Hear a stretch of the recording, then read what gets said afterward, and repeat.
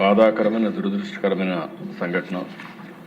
వాంతులు, కడుపు నొప్పి, మూత్రం నిలిచిపోవడం, డయాలసిస్ సమస్యతో పేషెంట్లు వచ్చారు. వీళ్ళందరూ కూడా లాలా చెరువు ప్రాంతంలోని చౌడేశ్వర్ నగర్, స్వరూప్ నగర్కి చెందినవారు. క్లినికల్ పరీక్షల్లో రక్తంలో యూరియా మరియు సీరం కెరియాటిన్ స్థాయిలు పెరిగినట్లు గమనించారు. ఇమ్మీడియట్గా ఆ నమూనాలని తీసుకుని ఎక్కడి నుంచి వస్తుంది, సోర్స్ ఏంటి, అన్ని విధాలు కూడా ఎంక్వైరీ చేస్తున్నారు. ఇది ఒకసారి చూస్తే దిశ కోరుకొండ మండలం నర్సాపురం గ్రామం వరలక్ష్మి మిల్క్ డైరీ ఒక 106 మందికి మిల్క్ సరఫరా చేయడం, ఆ మిల్క్ని ఆ డైరీ నుంచి వచ్చే మిల్క్ దీనికి కారణమని ప్రాథమికంగా నిర్ధారించారు. దీనివల్ల దేశ ఇప్పటికే 4 చనిపోయారు, 8 మంది హాస్పిటల్లో ఉన్నారు, ఇంకా 2 వెంటిలేటర్ పైన ఉన్నారు. ఇవన్నీ కూడా ఎప్పటికప్పుడు మానిటర్ చేస్తూ వీళ్ళు కూడా చనిపోయిన వాళ్ళని చూస్తే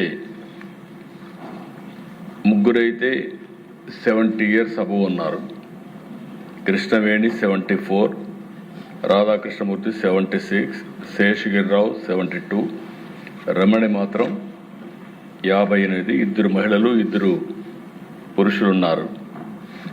అయితే దిశ ఇవన్నీ చూసిన తర్వాత మొత్తం నమూనాలను కూడా తీసుకొని డిఫరెంట్ ల్యాబ్స్కి టెస్టింగ్ పంపించారు.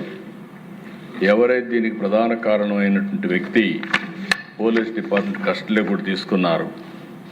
ఇన్వెస్టిగేషన్ ముమ్మరంగా జరుగుతూ ఉంది. ఈ నమూనాలు కూడా state food laboratory Hyderabad, state food laboratory Visakhapatnam, Vimta labs హైదరాబాద్కి నమూనాలు పంపించారు. కేసు కూడా ఎవరైతే మృతురాలు తాడి కృష్ణవేణి కుమారుడు సీతారామయ్య ఇచ్చారు, దాన్ని ఆధారంగా చేసుకుని 194 సెక్షన్ కింద, బిఎన్ఎస్ఎస్ కింద, సెక్షన్ 174 సిఆర్పిసి కింద కేసు కూడా బుక్ చేశారు. ఇతను ఎవరైతే డైరీ మెయింటైన్ చేస్తున్నాడో అద్దాల గణేశ్వరరావు, అతన్ని పోలీసులు తీసుకుని మొత్తం కూడా ఇన్వెస్టిగేషన్ చేస్తున్నారు.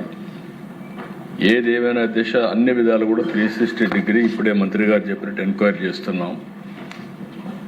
నేను ఒకటే విజ్ఞప్తి చేస్తున్నా, ప్రతి ఒక్కరికి ఉదాసీనత ఏమాత్రం పనికిరాదు. ఒకవేళ కావాలని చేసుంటే, ఏదైనా కక్కుర్తిపడి కలుషితం చేస్తుంటే మాత్రం చాలా సీరియస్గా ఉంటాం. ఒకవేళ ఏం జరిగిందో మొత్తం ఎస్టాబ్లిష్ చేసి దోషులపైన కఠినమైన చర్య తీసుకుంటాం. మళ్ళా ఒకసారి విజ్ఞప్తి చేస్తున్న, రాష్ట్రంలో ఉండే ప్రతి ఒక్కరు కూడా కల్తీ చేయడం కానీ, అడల్ట్రేషన్ రావడం కానీ, ప్రజలకు ఇబ్బంది కలిగే విధంగా ఎవ్వరు ప్రవర్తించినా ఈ ప్రభుత్వం ఉదాసీనంగా ఉండదు, చాలా కఠినంగా ఉంటాం. ఆ విషయం గుర్తుపెట్టుకోవాల్సిందిగా మరొక్కసారి హెచ్చరిస్తూ, ఎవరైతే చనిపోయారో ప్రాథమికంగా 4 చనిపోయారు.